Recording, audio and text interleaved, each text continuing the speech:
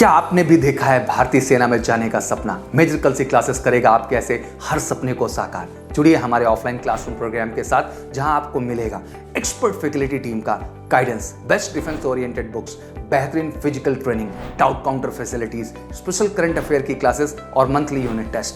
आज ही लीजिए डायरेक्ट एडमिशन और पाएं 2000 का कैशबैक। अधिक जानकारी के लिए हमें कॉल करें 9696330033 पर और विजिट करें www.majorkalsiclasses.com पर। जय हिंद। हेलो बच्चों, स्वागत है आपका एमकेसी के ऑनलाइन प्लेटफॉर्म पे। बच्चों आज हम लाए हैं आपके लिए अर्थमेटिक के 15 क्वेश्चंस।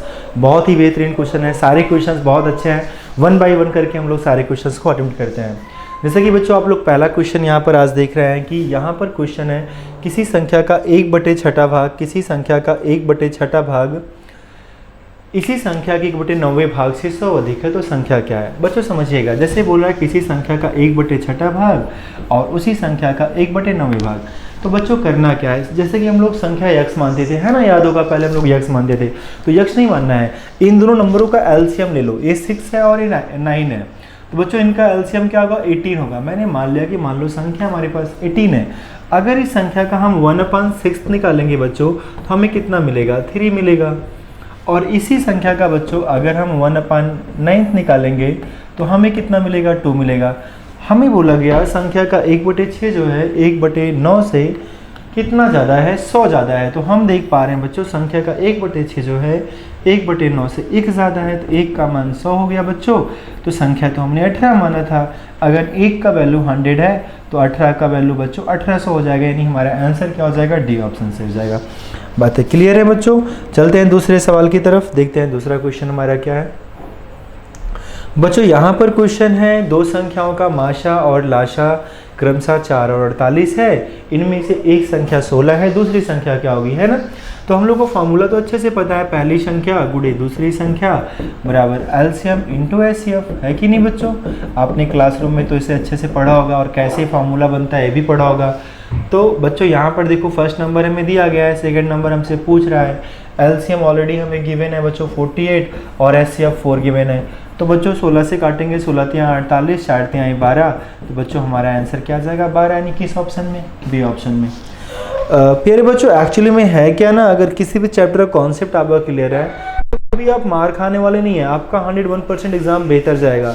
बस ये है कि आपको कॉन्सेप्ट पे पकड़ होनी चाहिए। अभी जैसे एक क्वेश्चन है, किसी क्रिकेट टीम के 10 सदस्यों की औसत आयु 30 वर्ष है।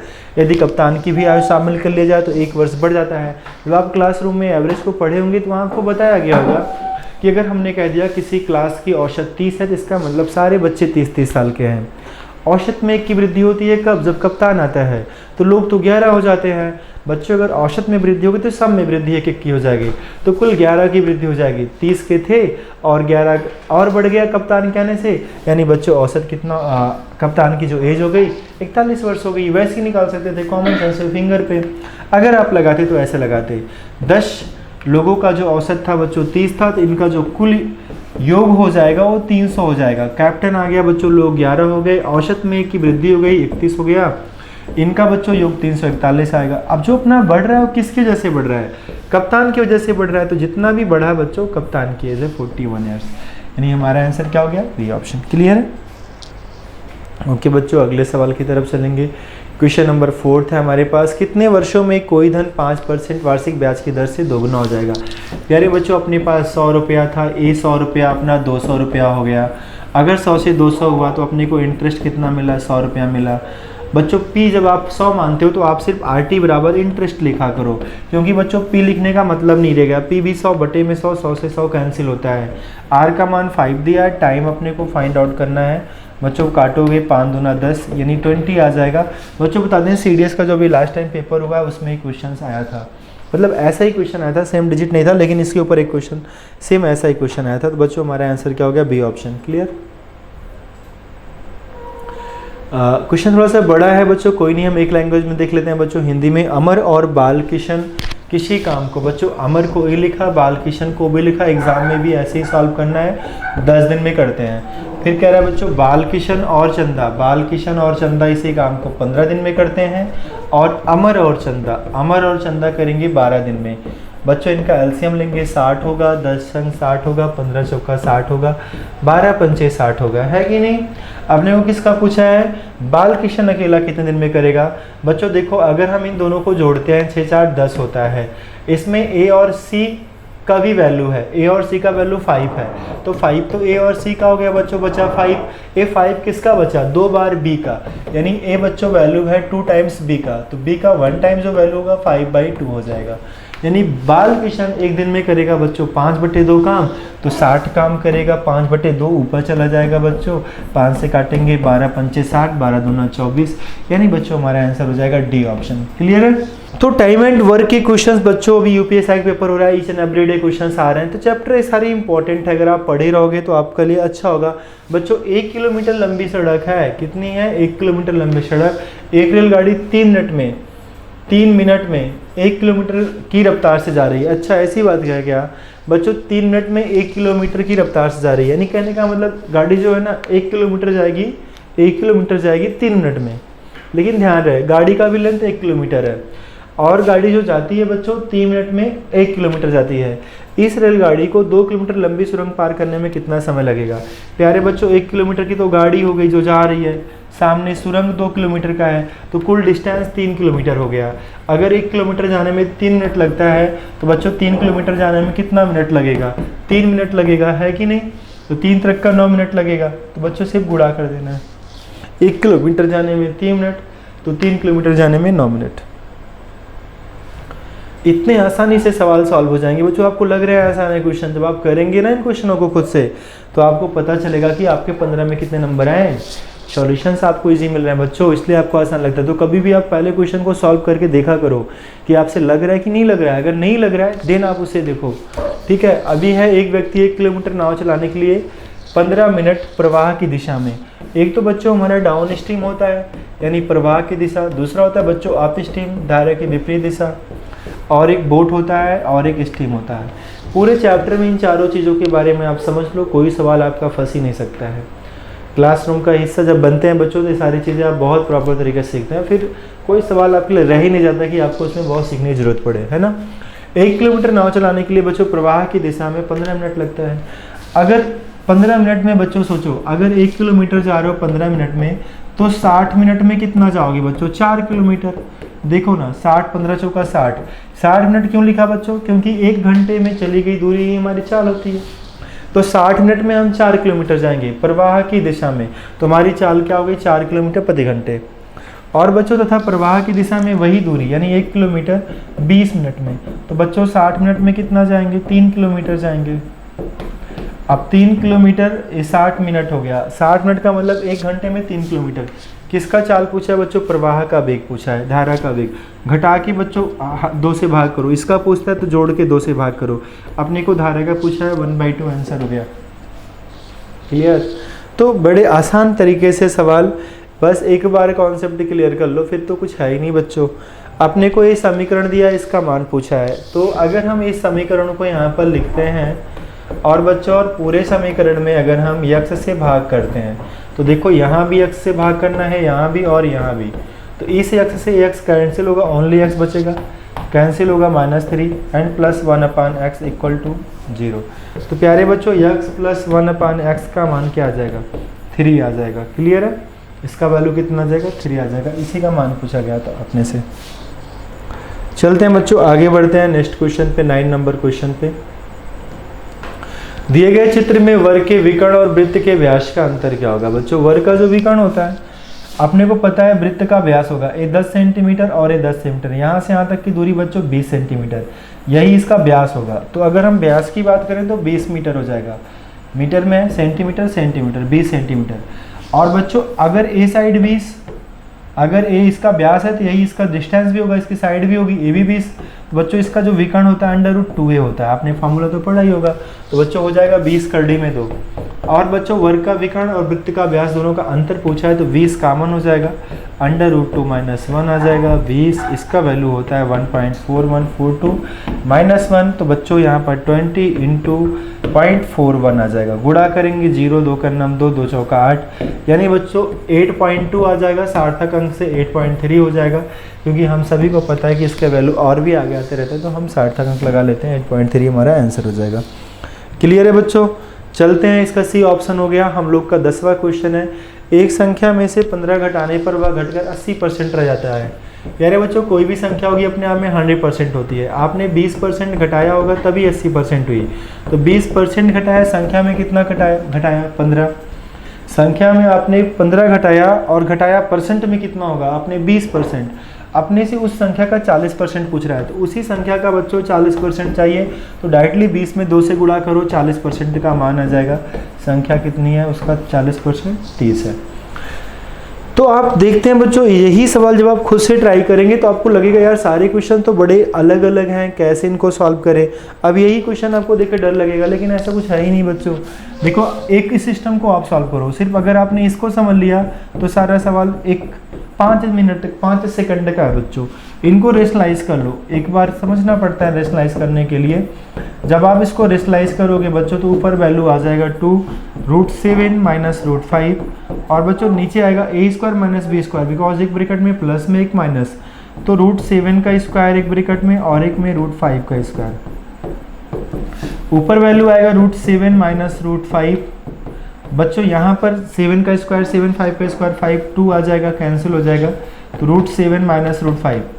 इन द सेंस बच्चों इनका डिफरेंस 2 है, तो 2 से 2 कैंसिल हो जाएगा, और रेशनलाइज करने पे वैल्यू ऊपर जाएगा तो माइनस में हो जाएगा। आगे प्लस है, प्लस लगाओ। इनका डिफरेंस 7 है, इस 7 से 7 कैंसिल होगा, रेशनलाइज करने पे बच्चों ये वैल्यू ऊपर जाएगा तो प्लस में हो जाएगा। यहाँ माइनस है, माइनस लगाओ। इनका डिफरेंस 5 है, 5 से 5 कैंसिल, ये बच्चों ऊपर जाएगा तो प्लस का हो जाएगा, लेकिन जब प्लस का रहेगा ब्रैकेट खोलोगे माइनस है तो ये फिर माइनस का हो जाएगा √7 माइनस का प्लस का माइनस का प्लस का माइनस प्लस। बच्चों आंसर क्या आ गया, 0 आ गया, यानी ऑप्शन क्या हो गया, डी ऑप्शन हो गया। बात है क्लियर? चलो बच्चों अगले सवाल पे चलते हैं। पॉइंट यहाँ अगर आप देख रहे हैं बच्चों, तो पॉइंट देखो, 1 अंक पे 3 अंक और एक 5 अंक पे ऊपर है, 5 अंक पे नीचे है, तो पॉइंट का तो गेम वैसे ही भी खत्म हो गया। हमारे पास संख्या 95, 85, 189, ठीक है। और बटे की बात करेंगे बच्चों, 17 × 19 × 21, काटेंगे बच्चों तो ये 9 बार जाएगा, 19 × 5 = 95, 17 × 5 = 85, 55 25 हो गया बच्चों। 5 का स्क्वायर रूट है और 9 किसका है, 3 का, 5 × 15 हमारा आंसर हो गया। तो बड़े से बड़े कैलकुलेशन भी सेकंड में करो बच्चों, यही तो है कॉम्पिटिटिव एग्जाम में अपने को क्या करना है, फास्ट से फास्ट करना है बच्चों। ABCD का रेशियो निकालना है, सारी चीज़ें आप लिखो लाइन से। AB के नीचे AB का रेशियो, BC के नीचे BC का रेशियो, और CD के नीचे बच्चों CD का रेशियो। जिसका ये पड़ोसी है, इनके पड़ोसी के खेत क्या है, खाली हैं, तो पता तो होगा ही बच्चों, पड़ोसी बड़े खतरनाक होते हैं। खेत खाली है तो कब्जा तुरंत कर लिया इन्होंने। तो जो भी नंबर साइड के थे उन्होंने क्या किया, अपने खेत का नंबर उनके खेत पे भी डाल दिया। जैसे यही है, ये अपना खेत का नंबर इस पे डाल दिए। इस नियम से बच्चों इसलिए अच्छा हो जाता है क्योंकि जो वैल्यू कट रहे हैं वो काट देते हैं। 12 इसमें भी है, इसमें भी, इसमें भी कट जाएगा। इसका 4 और इसका 3, 4 × 12 बच्चों, 3 कटा, 3 दूना 6, 3 3 का 9, और ये 3 कैंसिल। यहाँ ओनली 6 बचा, यहाँ पर बच्चों 4 दूनी 8, यहाँ पर 4 × 12, और यहाँ पर 19 बच्चों, 6 8 12 19, 6 8 12 19, किस ऑप्शन में, सी ऑप्शन में। ये हमारा आंसर हो गया बच्चों। अगले सवाल पे चलेंगे। अभी अगला सवाल हम लोग का ऐसा क्वेश्चन है जिस क्वेश्चन को हम लोग को सॉल्व करना है। x प्लस बच्चों, यहाँ पर x प्लस 1/4x बराबर 3/2 गिवन है। अगर हम दोनों साइड में 2 से मल्टीप्लाई कर देंगे तो यहाँ तो 2 से 2 कैंसिल हो जाएगा बच्चों, 3 आ जाएगा, और यहाँ पर 2x प्लस इस 2 से 2 कटेगा तो 1/2x। इसका मान हमें मिल गया बच्चों। अब हम इसका मान निकाल सकते हैं a³ + b³। आपने पढ़ा तो होगा ही इसका फार्मूला। इसका फार्मूला होता है a³ - 3a। बच्चों a का मतलब 3 का क्यूब माइनस 3 × 3, शॉर्टकट होता है बच्चों, 3 3 का 9 3 27 - 9 = 18। बच्चों ये सब ट्रिक जानना बहुत ज़रूरी है, बिकॉज अगर आप ये ट्रिक नहीं जानोगे तो एग्जाम में आपको यही सवाल करने में बहुत समय लग जाएगा। ए ऑप्शन सही था बच्चों, बहुत समय लग जाएगा तो दिक्कत आएगी। इसलिए बच्चों ट्रिक बताना जरूरी है। किसी घन आपकी भुजाएं 3 4 12 हैं, विकर्ण क्या होगा बच्चों, तो घनाभ का विकर्ण का फॉर्मूला तो पता ही होगा, L square plus B square plus H square. तो बच्चों यहाँ पर हो जाएगा 3 का स्क्वायर प्लस 4 का स्क्वायर प्लस 12 का स्क्वायर। तो बच्चों हो जाएगा 9 प्लस 16 प्लस 144। बच्चों ऐड करने पे 169 आएगा जिसका वैल्यू 13 होता है। तो हमारा आंसर क्या हो जाएगा 13। बच्चों इस तरीके से 15 क्वेश्चंस जो आपके थे सारे खत्म हुए। एंड आई होप कि आपको पूरा मॉडल पेपर समझ में आ गया होगा कि कैसे हमें इस मॉडल पेपर के क्वेश्चन को सॉल्व करना था। बच्चों हमने कम से कम टाइम में सारे क्वेश्चनों को कवर करने की कोशिश की एंड आई होप कि आपको सारे क्वेश्चंस क्लियर हो गए होंगे। तो बच्चों मैं क्या कहता हूं कि आप अपनी तैयारी बेहतर तरीके से करो, जहां भी कमियां हैं इस मॉडल पेपर के माध्यम से आप उसे समझो कि ऐसा क्या क्वेश्चंस है जो आपसे नहीं हो रहा है, क्या आपसे भी क्वेश्चंस कम टाइम में बन पा रहे हैं। अगर नहीं बन पा रहे हैं तो आप इन चैप्टरों का अभ्यास करो, जितना ज़्यादा अभ्यास करोगे यही अभ्यास आपको सफलता दिलाएगा। एक बात ध्यान देना बच्चों, अभ्यास ही सफलता दिलाएगा।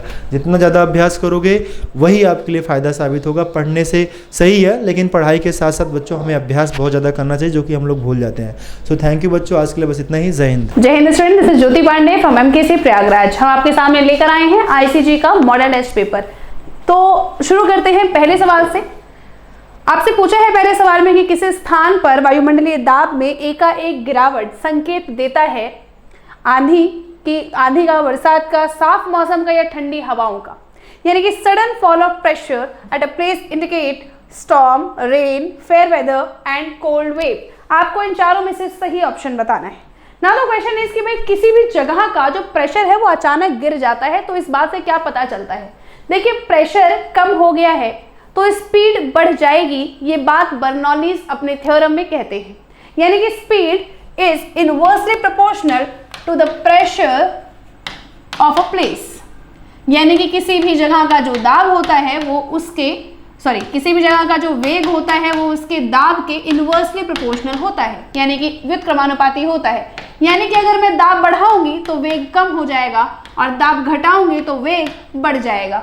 यहाँ पर दाब जो है वो घट गया है, प्रेशर जो है वो फॉल हो चुका है, गिर चुका है, यानी कम हो गया है। और जाहिर सी बात है कि अगर दाब कम हो गया तो जो वेग है वो बढ़ जाएगा। आप बताइए इन चारों ऑप्शन में, स्टॉर्म में, आंधी में, रेन, फेयर वेदर और कोल्ड वेव्स, इन चारों में सबसे ज्यादा स्पीड, सबसे ज्यादा वेग किसका होता है? तो जाहिर सी बात है कि आंधी यानी कि स्टॉर्म का वेग सबसे ज्यादा होता है। तो by using the Bernoulli's theorem we can say कि यहाँ पर आंधी जो है, आंधी इस बात का संकेत देती है या हम कहते हैं गिरा हुआ वायुमंडलीय दाब इस बात का संकेत देता है कि उस जगह पर आंधी आने की संभावना है या आंधी आ रही है। ठीक है, तो ऑप्शन नंबर ए जो है हमारा करेक्ट ऑप्शन है। अगले सवाल की तरफ चलते हैं। आपसे पूछा है कि जब एक रेलगाड़ी तेजी से गति करती हुई गुजरती है तो प्लेटफॉर्म के किनारे खड़ा होना खतरनाक होता है, क्योंकि प्लेटफॉर्म के किनारे दाब बढ़ता है, ट्रेन के वेग पर निर्भर नहीं करता, घटता है, ट्रेन के वेग पर निर्भर नहीं करता, अधिक वेग पर बढ़ता है या अधिक वेग पर घटता है। इंग्लिश में देख लेते हैं। आपसे क्वेश्चन पूछा है कि it is dangerous to stand near the edge of the platform when a fast moving train crosses it because the pressure nears the edge of platform. Option number A increases irrespective of the velocity of the train, decreases irrespective of the velocity of the train.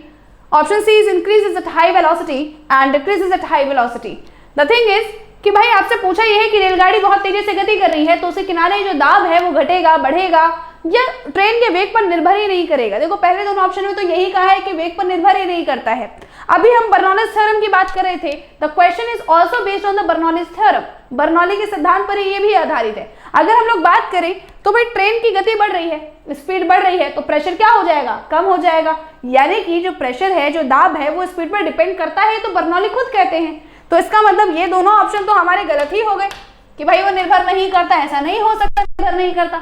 मैंने कहा कि तेजी से गति कर रही है train, तेजी से गति कर रही है मतलब जो स्पीड है वो इंक्रीज हो रही है, और अगर स्पीड बढ़ेगी, वेग बढ़ेगा, तो जो दाब है वो कम हो जाएगा। तो इसका मतलब अधिक वेग पर जो दाब है वो क्या होता है? घट जाता है। तो ऑप्शन नंबर डी हमारा यहाँ पर क्या हो जाएगा? करेक्ट ऑप्शन हो जाएगा। आपसे पूछा है कि आपेक्षिक आर्द्रता किसके द्वारा नापी जाती है? आपेक्षिक आर्द्रता यानी कि relative humidity is measured by hydrometer, hygrometer, lactometer या पोटेंशियोमीटर, दैट इज विभव मापी। अब आपको क्वेश्चन ने पूछा रिलेटिव ह्यूमिडिटी का। आप ध्यान रखें, रिलेटिव ह्यूमिडिटी का मतलब ये है कि एयर में जितनी आर्द्रता होनी चाहिए और एयर में जितनी आर्द्रता है, वायु में जितनी आर्द्रता है, जब हम इसको कंपेयर करते हैं कि भाई कितनी परसेंटेज आर्द्रता है, कितनी परसेंटेज ह्यूमिडिटी है एयर के अंदर कंपेयर टू कि कितनी होनी चाहिए, तो मैं कहती हूँ कि वो रिलेटिव ह्यूमिडिटी है। और रिलेटिव ह्यूमिडिटी को नापने के लिए एक ही इंस्ट्रूमेंट का इस्तेमाल किया जाता है, और वो इंस्ट्रूमेंट क्या है हमारा? वो इंस्ट्रूमेंट है हमारा हाइग्रोमीटर। ठीक है, बहुत सारे बच्चे कंफ्यूज होते हैं हाइड्रोमीटर और हाइग्रोमीटर में, so you have to remember कि we are using hygrometer here, hydrometer की बात हम यहाँ पर नहीं करते हैं। ठीक है, तो ऑप्शन बी जो है हमारा यहाँ पर करेक्ट ऑप्शन है। अगले क्वेश्चन की तरफ चलते हैं। आपसे पूछा है कि वह युक्ति जिसके द्वारा ध्वनि तरंग का प्रयोग करके समुद्र की गहराई मापी जाती है।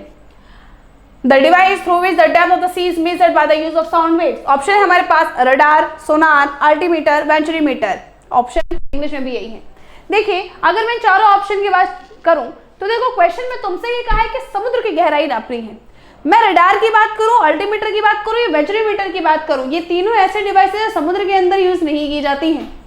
रडार का इस्तेमाल एक बार को आप कर सकते हो, लेकिन रडार का इस्तेमाल जो है वो गहराई नापने के लिए नहीं किया जाता है। तीन चीजें ध्यान रखिए कि समुद्र के अंदर मुझे दिशा बतानी हो, वेग बताना हो या गहराई बतानी हो किसी वस्तु की, केवल ये तीन चीजें ऐसी हैं जो केवल एक ही इंस्ट्रूमेंट के द्वारा नापी जा सकती हैं, और उस इंस्ट्रूमेंट का नाम होता है sonar. So you have to remember the device that is used to measure the depth of the sea, that is sonar, यानी कि ऑप्शन नंबर बी जो है हमारा करेक्ट ऑप्शन है। तो हमें ध्यान रखना है कि सोनार से तीन चीजें नापी जाती हैं अंडर वाटर। पहला डेप्थ यानी कि गहराई,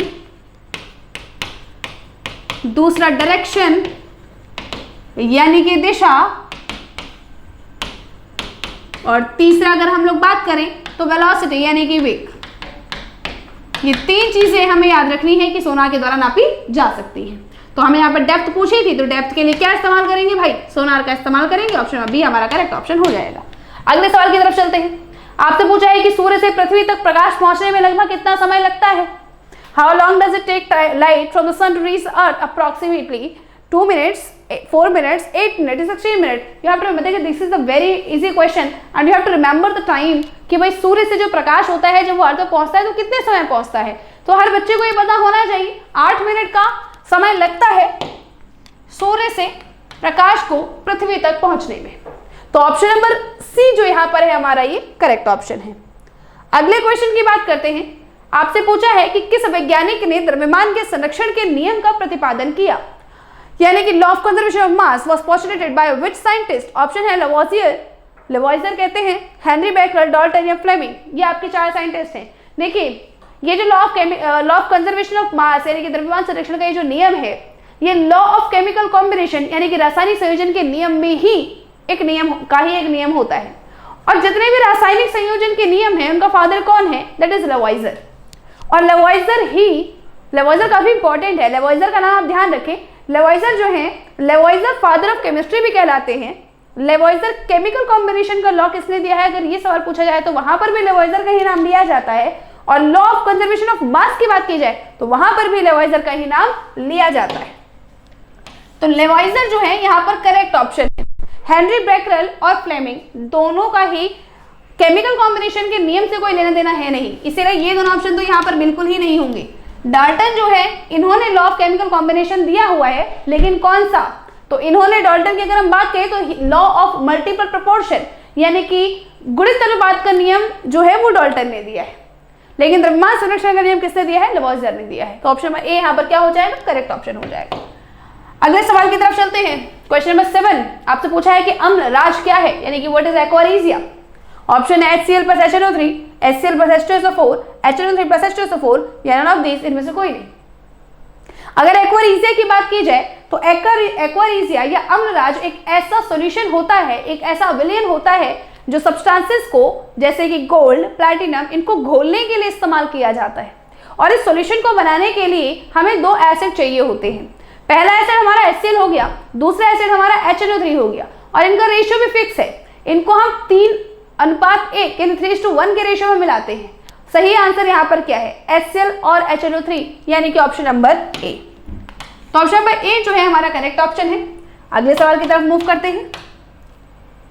नेक्स्ट क्वेश्चन है हमारे पास, आपसे पूछा है कि वॉशिंग सोडा इनमें से किसका सामान्य नाम है, यानी कि washing soda is the common name for calcium carbonate, magnesium carbonate, sodium carbonate या पोटेशियम कार्बोनेट। देखिए अगर वॉशिंग सोडा की बात की जाए तो नॉर्मली तो वॉशिंग सोडा का जो फॉर्मूला होता है दैट इज Na2CO3.10H2O, मतलब एक क्रिस्टलाइज सॉल्ट है, लेकिन इसमें भी जो सॉल्ट बनता है वो किसका बनता है, सोडियम कार्बोनेट का। तो करेक्ट ऑप्शन यहाँ पर क्या हो जाएगा, sodium carbonate. Option number C हमारा यहाँ पर करेक्ट ऑप्शन होगा। अगले सवाल की तरफ चलते हैं। क्वेश्चन नंबर 9 है, आपसे पूछा है कि इनमें से कौन सा कांच पराबैंगनी किरणों को रोकने की क्षमता रखता है। Which glass cuts off the UV rays. Option है Pyrex glass, Crookes glass, Jena glass या सोडा ग्लास। भाई ध्यान रखो, बहुत सारे ऐसे ग्लासेस हम कहते हैं ना कि भाई धूप का चश्मा है। अब धूप का चश्मा है का मतलब क्या है कि सनलाइट से कुछ रेज आ रही होंगी।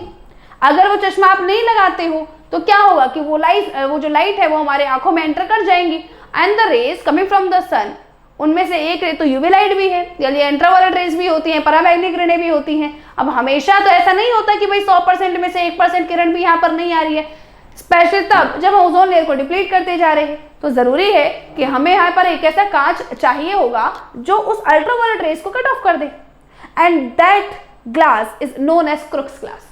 वो ग्लास जो अल्ट्रावायलेट रेज को कट ऑफ कर देता है उसका नाम क्या है, क्रुक्स ग्लास है। देखिए इनमें से Pyrex glass also very important, क्योंकि पायरेक्स ग्लास में क्वेश्चन आता है कि भाई हीट रेजिस्टेंट कौन सा है, ऊष्मा प्रतिरोधी कौन सा है, तो वहां पर आप पायरेक्स ग्लास का इस्तेमाल करेंगे। लेकिन मुझसे पूछा है कि भाई चश्मे में कौन सा इस्तेमाल किया जाता है, यूवी रेज को कौन कट ऑफ कर देता है, तो आई विल से कि भाई क्रुक्स ग्लास यहाँ पर सही ऑप्शन है। Option B is the correct answer. Next की तरफ चलते हैं। आपसे पूछा है कि इनमें से किस पदार्थ की उच्च ऊष्मीय मान होता है, यानी कि substance has highest calorific value. Option है हाइड्रोजन, एलपीजी, ऑक्सीजन या कोल गैस। देखिए कैलोरीफिक वैल्यू या ऊष्मीय मान का मतलब ये होता है कि जलाने पे सबसे ज्यादा ऊष्मा कौन दे रहा है। ध्यान रखिए रॉकेट फ्यूल जब हम इस्तेमाल करते हैं, भाई रॉकेट में तो आपको कितनी ज्यादा ऊर्जा चाहिए, तो रॉकेट में हम किस फ्यूल का इस्तेमाल करते हैं, हाइड्रोजन का तो इस्तेमाल करते हैं। तो इसका मतलब क्यों कर रहे होंगे भाई हाइड्रोजन का इस्तेमाल, क्यों कर रहे होंगे, क्योंकि हाइड्रोजन हमें सबसे ज्यादा ऊष्मा दे रहा होगा। कहने का मतलब the highest calorific value of the substance, भाई कौन सब्सटेंस सबसे ज्यादा कैलोरीफिक वैल्यू है, तो मैं कहूंगी भाई हाइड्रोजन की है, यानी कि ऑप्शन नंबर ए मेरा करेक्ट ऑप्शन है। ठीक है भाई, तो ऑप्शन नंबर ए करेक्ट हो गया। अगले सवाल पर चलते हैं। आपसे पूछा है कि फुलरीन क्या है, व्हाट इज फुलरीन। ऑप्शन है आपके पास C60 मॉलिक्यूल है, C6 मॉलिक्यूल है, C12 मॉलिक्यूल है, ये इनमें से कोई नहीं। कार्बन के एलोट्रॉप्स आपने पढ़े होंगे। जब हम कार्बन के एलोट्रॉप्स की बात करते हैं, कार्बन के अपरूप की बात करते हैं, तो हम कहते हैं कि भाई 3 क्रिस्टलीकृत अपरूप हैं उसके। कौन कौन से, डायमंड है, ग्रेफाइट है और फुलेरिन है। फुलेरिन की अगर बात करें तो फुलेरिन के अंदर हम कहते हैं कि भाई 60 कार्बन की चेन है जो एक आपके फुटबॉल की तरीके से आपस में जुड़ी हुई है। अब फुटबॉल की तरह से आपस में जुड़ी हुई है, कितने कार्बन की चेन, 60 कार्बन की चेन, जिसको हम क्या कह रहे हैं, फुलेरिन कह रहे हैं। पूरा नाम इसका क्या है, बकमिंस्टर फुलेरिन, यानी कि मैं बकी बॉल कहूं, मैं बकमिंस्टर फुलेरिन कहूं या मैं सिर्फ फुलेरिन कहूं, वहां पर आप कार्बन के 60 मॉलिक्यूल की ही, मतलब C60 मॉलिक्यूल की ही बात करेंगे। तो ऑप्शन नंबर ए यहां पर करेक्ट ऑप्शन है। अगले सवाल की तरफ चलते हैं। आपसे पूछा है कि सिडराइट इनमें से किस धातु का अयस्क है, एल्यूमिनियम, लोहा, चांदी या सोना। भाई ध्यान रखो, अगर हम लोग बात करें सिडराइट की, तो सिडराइट का जो फॉर्मूला होता है तो ये कार्बोनेट, आयरन कार्बोनेट होता है। भाई कार्बोनेट और होता है किसका, आयरन का। तो इसका मतलब यहाँ पर करेक्ट ऑप्शन क्या हो गया आपका, आयरन हो गया। तो सिडराइट का इस्तेमाल करने से पहले हमें इसका फॉर्मूला पता होना चाहिए। The formula for सिडराइट is FeCO3, यानी कि आयरन कार्बोनेट का और है, तो ऑब्वियसली कौन सा मेटल इसके अंदर है, तो मेटल है इसके अंदर आयरन। ऑप्शन बी हमारा करेक्ट ऑप्शन है।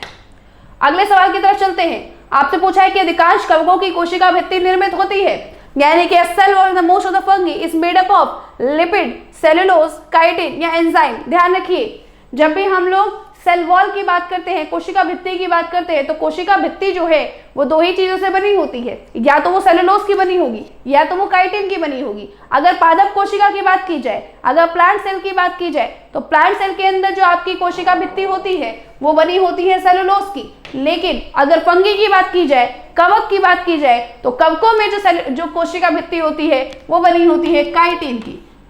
तो ध्यान रखना है, यहाँ पर कवक के बारे में पूछा है, तो सही ऑप्शन क्या होगा, ऑप्शन नंबर सी, यानी कि काइटिन। अगले सवाल की तरफ चलते हैं। आपसे पूछा है कि जल में घुलनशील विटामिन का उदाहरण है vitamin A, vitamin C, vitamin D या विटामिन ई। देखिए जब विटामिन की बात करेंगे तो विटामिन होते हैं दो प्रकार के, एक होता है फैट सोल्यूबल, एक होता है वाटर सोल्यूबल, यानी कि वो जो वसा में घुलनशील है, एक वो जो जल में घुलनशील है। जल में घुलनशील केवल 2 ही विटामिन होते हैं, या तो विटामिन बी या विटामिन सी। और अगर वसा में घुलनशील की बात करेंगे, फैट सोल्यूबल की बात करेंगे, तो वहां 4 विटामिन होते हैं, विटामिन ए, डी, ई और के। ठीक है, तो हमने कहा कि भाई फैट सोल्यूबल तो 4 हैं और वाटर सोल्यूबल 2 हैं। मुझसे क्या पूछा है? वाटर सोल्यूबल यानी कि जल में घुलनशील, तो कौन सा होगा भाई इसमें से? सी ऑप्शन, क्योंकि बी तो है ही नहीं विटामिन, ये तो आपका फैट सोल्यूबल है, फैट सोल्यूबल है, फैट सोल्यूबल है, तो ऑप्शन बी जो है वो आपका करेक्ट ऑप्शन है। लास्ट क्वेश्चन की तरफ चलते हैं। आपसे पूछा है कि फर्मेंटेशन के दौरान कौन सी गैस उत्पन्न होती है, यानी कि which gas is involved in fermentation? O2, CO2, N2N, SO2। भाई फर्मेंटेशन की बात करें, किण्वन की बात करें, तो फर्मेंटेशन का मतलब होता है to convert the sugar into alcohol, and on converting the sugar into alcohol a gas will be released and that gas is carbon dioxide। और आपने यीस्ट पढ़ा होगा, हम कहते हैं यीस्ट खमीर जो आपका होता है उसका इस्तेमाल किया जाता है चीज़ों को फुलाने में।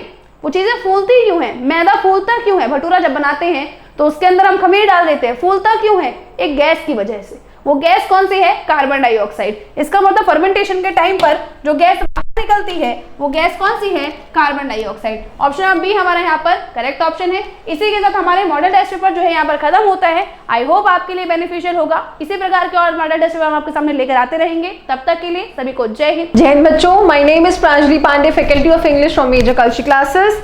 Today we are going to discuss our model paper. चलिए देखते हैं आप आज का पहला क्वेश्चन। The first question is related to your spotting errors. पहला क्वेश्चन आपके स्पॉटिंग एरर से रिलेट करता है। We Indians don't understand that driving vehicles require care and skill। हम इंडियंस को ये नहीं समझ में आता है कि व्हीकल्स को जो ड्राइव करना होता है that requires care and skill, उसको क्या जरूरत है?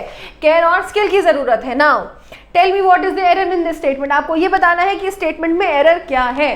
अब अगर हम ध्यान से सेंटेंस को पढ़ते हैं, we Indians don't understand, we Indians में कोई भी एरर नहीं है, right, no problem. We Indians में कोई एरर नहीं है, सो ए पार्ट नहीं होगा। डोंट अंडरस्टैंड दैट, इसमें भी कोई एरर नहीं है, तो बी पार्ट भी नहीं हो सकता। नाउ ड्राइविंग व्हीकल्स रिक्वायर, अब ये समझिए व्हीकल्स रिक्वायर करती है केयर और स्किल कि ड्राइविंग रिक्वायर करती है केयर और skill. Now you have to read the question very properly. यहाँ पे व्हीकल्स की बात नहीं हो रही है, यहाँ पे ड्राइविंग की बात हो रही है बच्चों। तो यहाँ पे रिक्वायर ना होके क्या हो जाना चाहिए? रिक्वायर्स केयर एंड स्किल हो जाएगा। So the error is in part C. Driving vehicles require ना होके रिक्वायर्स होगा। अब मैक्सिमम बच्चे यहाँ पे नो एरर करके आगे बढ़ जाएंगे क्योंकि वो व्हीकल्स के अकॉर्डिंग रिक्वायर का इस्तेमाल करेंगे। बट यू पीपल नो कि यहाँ पे हमें ड्राइविंग को रिक्वायर चाहिए केयर और स्किल की, ना कि व्हीकल्स को चाहिए केयर और स्किल। Got it? तो फर्स्ट क्वेश्चन में C is the error. Moving to the next question, question number 2। Now this question is related to your correlative conjunction. Although he achieved great success, but he could not win fame. Although उसको क्या मिला? बहुत success milli, right, but उसके बावजूद वो fame gain नहीं कर सका। तो अब यहाँ पे क्या एरर होगा? देखिए,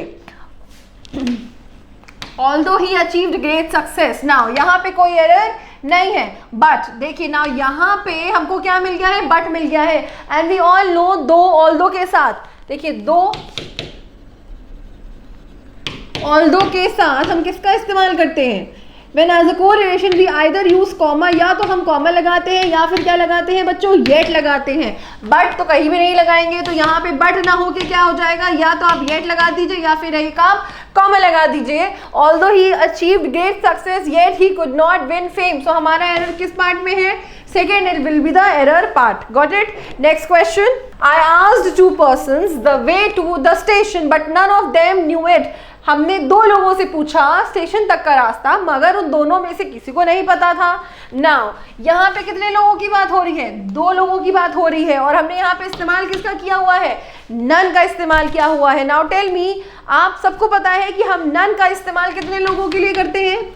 नन का इस्तेमाल when we talk about more than 2 people, in that case we use none, right? But यहाँ पे सिर्फ कितने लोगों की बात हो रही है? 2 लोगों की बात हो रही है, तो यहाँ पे नन की जगह बच्चों क्या हो जाएगा?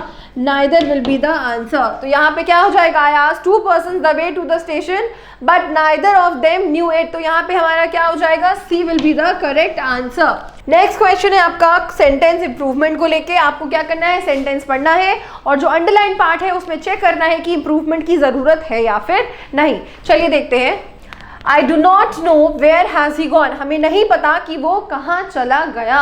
अब समझिए यहाँ पे क्या होना चाहिए, यहाँ पे इस्तेमाल हुआ है वेयर का, हैज ही गॉन। देखिए इन्वर्जन का जो इस्तेमाल होता है वो हम कहाँ करते हैं, इन्वर्जन का इस्तेमाल हम लोग इंटेरोगेटिव केसेस में करते हैं, या फिर a word that starts with a negative, या फिर sentence that starts with a negative word, right. तो हम जब सेंटेंस हमारा negative word for example hardly, बेयरली से स्टार्ट होता है तब हम इन्वर्जन का इस्तेमाल करते हैं, और इंटेरोगेटिव केसेस में इन्वर्जन का इस्तेमाल करते हैं। आपको इन्वर्जन का मतलब समझ में आता है। इन्वर्जन का मतलब हो जाता है जैसे हमारे सेंटेंसेस होते हैं दैट सेज सब्जेक्ट के बाद हमको क्या मिलना चाहिए, हेल्पिंग वर्ब मिलना चाहिए एंड सो। बट इन्वर्जन का मतलब हो जाता है पहले हेल्पिंग वर्ब, उसके बाद क्या होना चाहिए, उसके बाद आपका सब्जेक्ट आना चाहिए।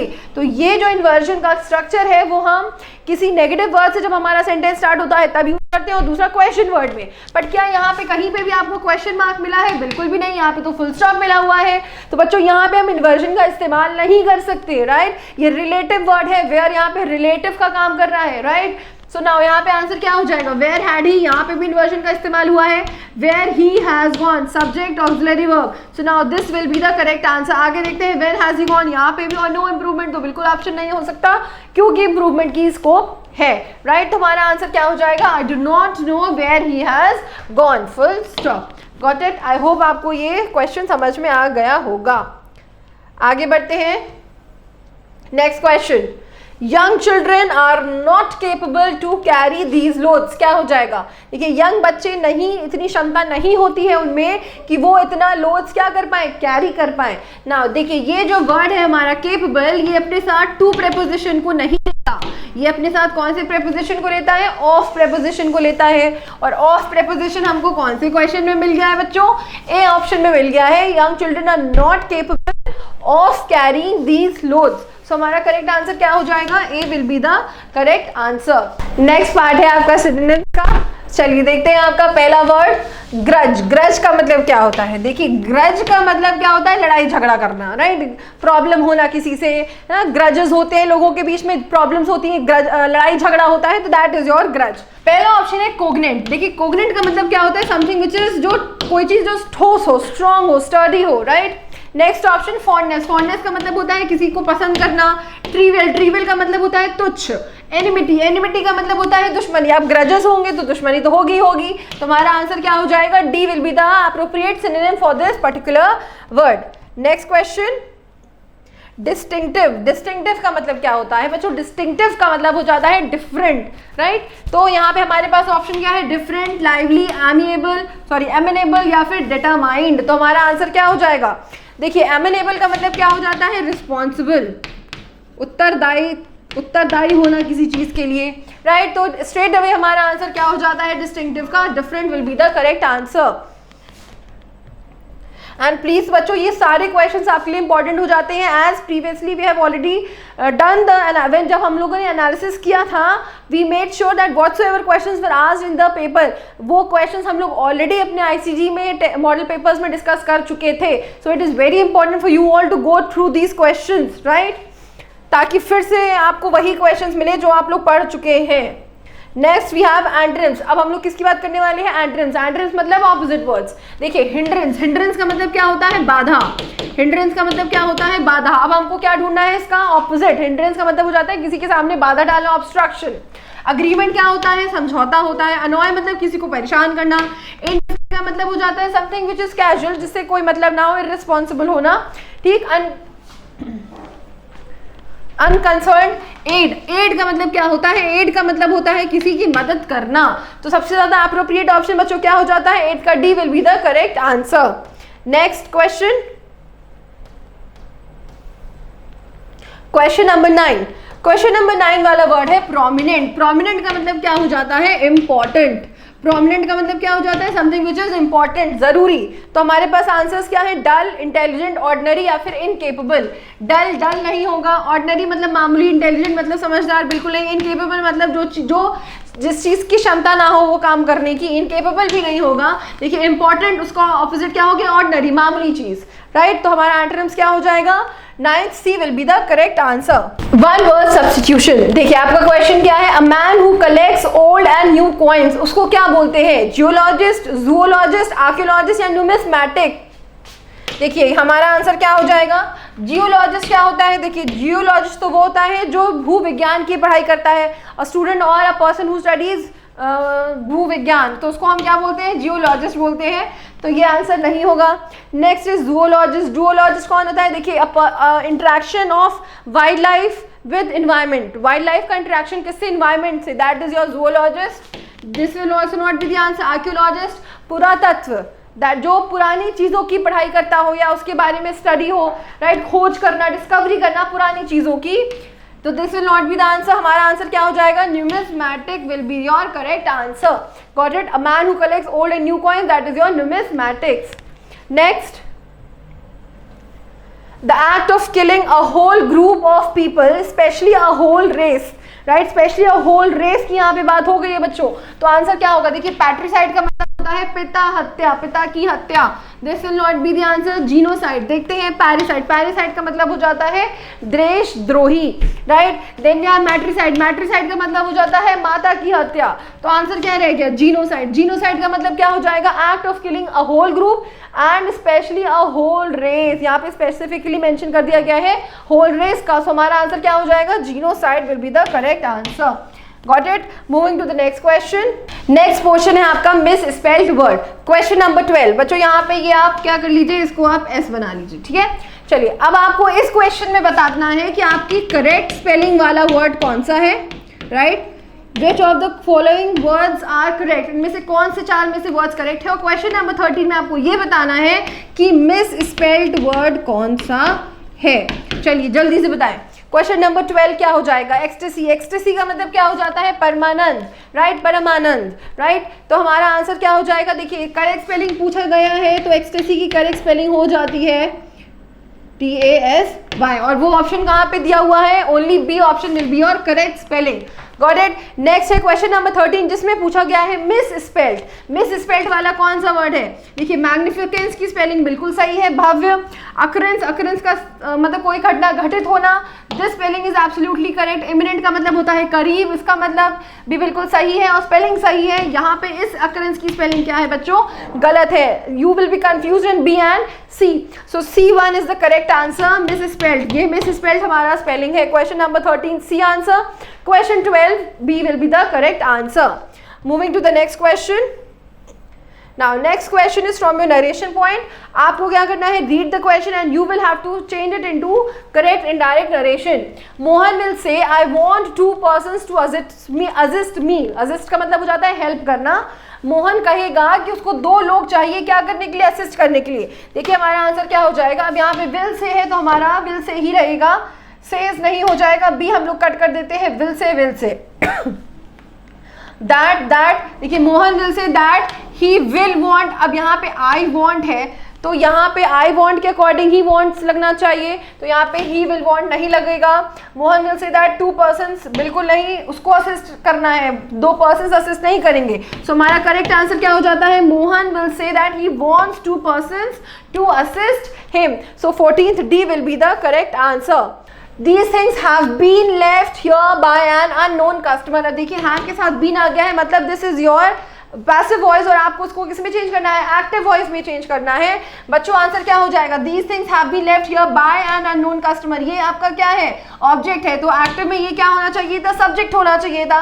एन अननोन कस्टमर लीव्स, बिल्कुल नहीं, यहाँ पे हैव बीन लेफ्ट हुआ है तो हमको किस में चाहिए, प्रेजेंट परफेक्ट ही चाहिए होगा, तो यहाँ पे नहीं होगा। N unknown customer has left, बिल्कुल यहाँ पे प्रेजेंट परफेक्ट मिल गया है हमको। एन अननोन कस्टमर हैव नहीं होगा, हैज बीन लेफ्ट नहीं होगा। हमारा करेक्ट आंसर क्या हो जाता है, N unknown customer has left these things here. So 15th B will be the correct answer. I hope आपको ये सारे क्वेश्चंस और उनके एक्सप्लेनेशन समझ में आ गई होंगी।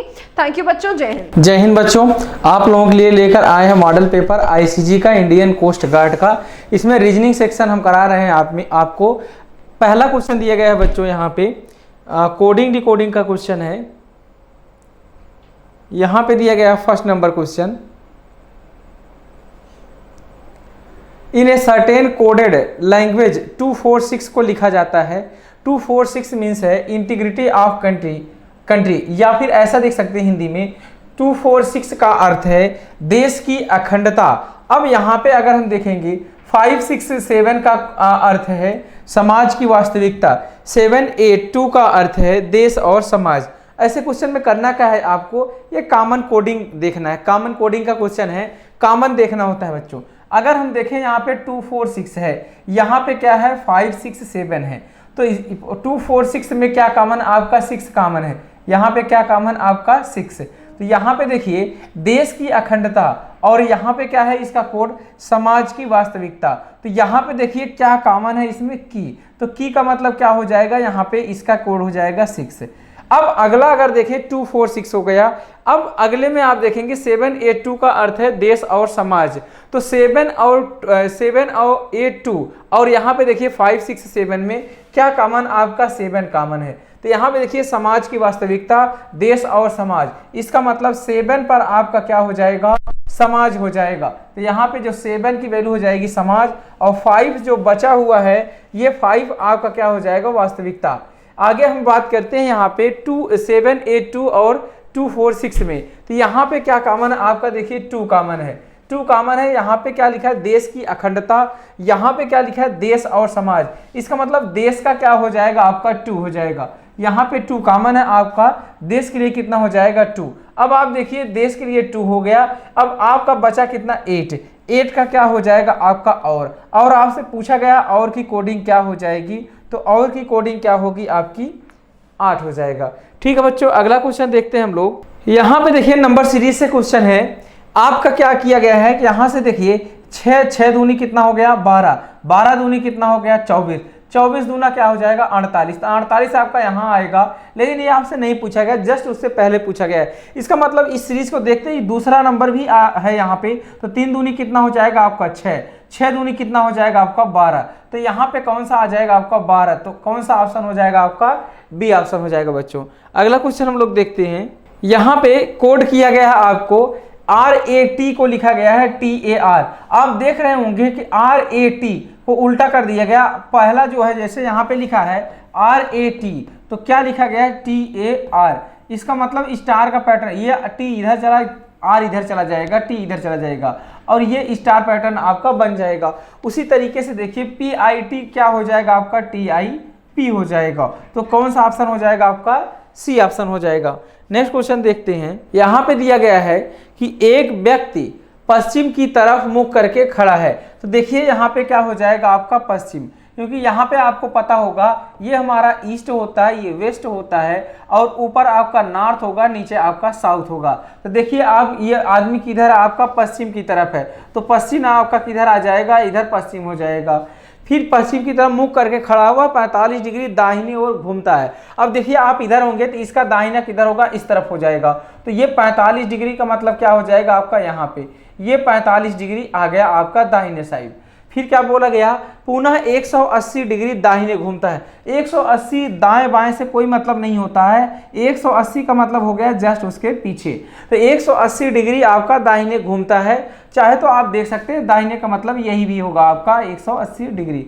फिर यहाँ पे दिया गया है तत्पश्चात 270 डिग्री बाएं घूमता है। तो अब आप देखेंगे यहाँ से यहाँ तक जो है आपका ये 180 है, तो इसके आगे आपका यहाँ पे 45 आएगा, तो इसके जस्ट अपोजिट चले जाएंगे, 180 आप घूम जाएंगे। फिर यहाँ से आपके क्या बोल रहे हैं, बाएं तरफ बाएं घूमना है। तो अगर यहाँ पे देखेंगे तो बायां आपका किधर आएगा, इस साइड आएगा। तो 180 ये हुआ आपका। अब 180 यहाँ पे आएंगे, फिर आपका कितना बचेगा, यहाँ पे 90 और बचेगा। तो ये 45 हुआ, तो ये आपका क्या आ जाएगा 100, यहाँ से 270 आ जाएगा टोटल वैल्यू। तो 270 डिग्री आ जाएगा। तो ये कौन सी दिशा हो जाएगी, नीचे की तरफ आपकी क्या होती है, यहाँ पे जो है दक्षिण होता है। तो बीच में आपका कौन सा आएगा, दक्षिण पश्चिम आ जाएगा। दोनों दिशा के बीच में क्या हो जाएगा, दक्षिण पश्चिम हो जाएगा। तो कौन सा ऑप्शन हो जाएगा आपका डी ऑप्शन हो जाएगा। अगला क्वेश्चन देखते हैं हम लोग। यहाँ पे दिया गया है क्यूब एंड डाइस से क्वेश्चन है। अब आपको देखिए यहाँ पे कौन सा नंबर कॉमन है। जो नंबर बच्चों कॉमन होता है उसके हम क्लॉकवाइज घूम जाते हैं। तो यहाँ से देखिए 6 के बाद क्या आ जाएगा क्लॉकवाइज में 2 के बाद क्या हो जाएगा 3, फिर से वही आपका 6 है, फिर से क्लॉकवाइज यहाँ से भी घूम जाइए आप। 6 के बाद आपका क्या है 5 और 5 के बाद क्या है आपका 1। अब देखिए 3 का अपोजिट आपका 1 हो जाएगा, 2 का अपोजिट 5 हो जाएगा। अब 6 का अपोजिट 6 नहीं होगा तो यहाँ पे कौन सा नंबर नहीं दिख रहा है 4, तो 6 का अपोजिट आपका क्या हो जाएगा 4 हो जाएगा। तो यहाँ से देखिए 6 बिंदुओं वाले फलक के ठीक सामने वाला पूछा गया है, तो मतलब 6 का अपोजिट पूछा गया है तो कौन सा हो जाएगा आपका 4 हो जाएगा, ए ऑप्शन हो जाएगा। नेक्स्ट क्वेश्चन देखिए, नेक्स्ट आपको दिया गया है यहाँ पे कि इस नंबर का यूज करके आपको बताना है कि यहाँ पे कौन सा नंबर बनेगा। तो देखिए 16 12 से क्या बन रहा है आपका 14 बन रहा है, 21 9 से आपका 15 बन रहा है, तो 10 और क्वेश्चन मार्क है तो 16 कैसे बन पाएगा। तो यहाँ पे देखिए क्या किया गया है कि 16 12 जब आप जोड़ेंगे तो देखेंगे कितना आ जाएगा 28। अब इसका आधा यहाँ पे लिखा गया है 14। सेम उसी तरीके से देखिए 21 9 कितना हो जाएगा आपका 30, उसका आधा कितना लिखा गया है यहाँ पे 15 लिखा गया है। तो यहाँ पे क्या करेंगे 10 और मान लेते हैं ये वैल्यू कितनी है x है, इसको हम आधा कर देंगे तो आपका कितना आ जाएगा 16। तो 16 दूनी कितना हो जाएगा आपका 32 और 10 चला जाएगा तो कितना आ जाएगा आपका 22। तो 32 में से 10 चला जाएगा कितना आ जाएगा 22। कौन सा ऑप्शन हो जाएगा आपका डी ऑप्शन हो जाएगा। अगला क्वेश्चन देखते हैं हम, 7 नंबर में दिया गया है। यहाँ पे देखिए बच्चों फिगर जो होता है रोटेशन बेस्ड होता है। तो यहाँ पे जब आप देखेंगे यहाँ से यहाँ हम आए हैं तो ये 90 डिग्री आपका क्या हो रहा है एंटी क्लॉकवाइज घूम रहे हैं, यहाँ से फिर से 90 डिग्री। तो यहाँ से जब 90 डिग्री हम घूमेंगे तो ये कहाँ आ जाएगा आपका फिगर इस तरफ हो जाएगा। तो देखिए राइट साइड में किस में दिया हुआ है तो इसमें भी नहीं दिया हुआ है, ये ट्रायंगल हो गया, ये आपका क्या हो जाएगा पंचभुज हो गया। तो कौन सा हो जाएगा आपका ऑप्शन बी हो जाएगा। अगला क्वेश्चन देखिए, यहाँ पे भी सेम उसी तरीके से क्वेश्चन है 8 नंबर। यहाँ पे देखिए क्या हो गया आपका ये डायगोनली दिया था तो यहाँ पे स्क्वायर जो है सीधा सीधा बना है, तो सीधा सीधा स्क्वायर होगा तो यहाँ पे जो है ये दोनों ऑप्शन आपके क्या हो जाएंगे कट जाएंगे।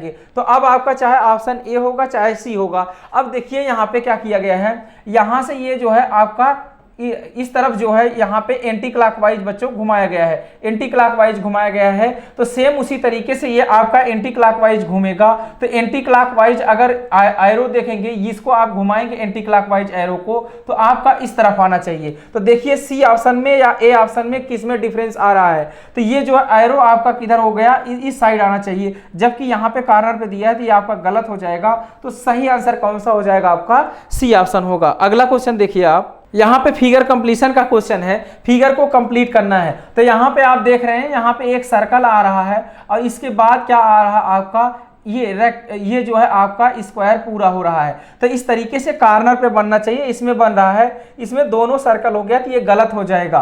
तो यहाँ पे देखिए दोनों आपका क्या हो जाएगा स्क्वायर हो रहा है तो ये भी गलत हो जाएगा। तो ये और ये ए और डी ऑप्शन आपका हो सकता है। अब आगे जब आप देखेंगे तो इस तरफ आपका क्या मिला हुआ है, ये जो है पूरा आकृति को पूरा करता है। तो यहाँ पे ऐसा फिगर है नहीं, तो यहाँ पे देखिए ये फिगर आपको मिल रहा है तो कौन सा ऑप्शन हो जाएगा ए ऑप्शन हो जाएगा। अगला क्वेश्चन देखिए, यहाँ पे दिया गया है कि ये कौन से फिगर में छिपा हुआ है, हिडन फिगर है। तो यहाँ पे देखिए ये क्या है आपका हॉरिजॉन्टल लाइन है, तो यहाँ पे हॉरिजॉन्टल लाइन मिलेगी नहीं, यहाँ भी नहीं मिलेगी, यहाँ भी नहीं मिल पाएगी। तो आप देखिए सिर्फ आपका किस में मिल पाएगा, वर्टिकल लाइन आपकी किस में मिल पाएगी, सिर्फ और सिर्फ जो है आपका ए ऑप्शन में मिल पाएगा। तो ऐसा आप देखिए यहाँ पे दिया गया हो सेम टू सेम फिगर, इसी को उठा के दिया गया है। तो बच्चों देखा आपके एग्जाम में किस तरीके से क्वेश्चन आता रहता है। ठीक है बच्चों, जय हिंद। नमस्कार दोस्तों, आज हम लोग यहाँ पर इंडियन कोस्ट एंड गार्ड के रिलेटेड कुछ जीके के क्वेश्चन डिस्कस करने आए हैं। तो चलिए स्टार्ट करते हैं बिना किसी विलंब के। पहला क्वेश्चन ये है, Dronacharya award is presented to honour. Dronacharya पुरस्कार को प्रदान किया जाता है, मतलब किनको दिया जाता है। आपके ऑप्शन दिए गए हैं sports person, coaches, goalkeepers and swimmers, खिलाड़ी, कोच, गोलकीपर और तैराकों को। तो द्रोणाचार्य अवार्ड जो दिया जाता है, जैसा कि आपको पता है द्रोणाचार्य जो थे आपके अर्जुन के गुरु थे, तो इसी तरह से ये दिया किसके जाता है, गुरुओं को दिया जाता है द्रोणाचार्य अवार्ड। जो कोचेस होते हैं, ठीक है, गुरुओं को, जो स्पोर्ट्स कोचेस होते हैं उन्हीं को द्रोणाचार्य अवार्ड दिया जाता है। तो इसका राइट आंसर क्या हो जाएगा, कोचेस, बी।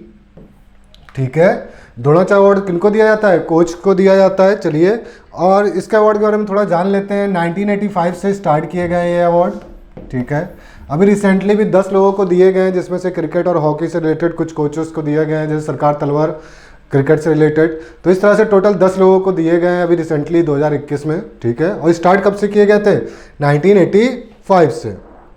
चलिए अगला क्वेश्चन देख लेते हैं। How many constitution language are in India. बहुत ही सरल क्वेश्चन। भारत में कितनी संवैधानिक भाषाएं हैं? तो भारत संविधान की 8वीं अनुसूची, संविधान की 8वीं अनुसूची में भारतीय भाषाओं के बारे में बताया गया है। ठीक है, 8वीं अनुसूची में संविधान की भारतीय भाषाओं के बारे में बताया गया, जिसमें कुल 22 भाषाओं को स्थान दिया गया है।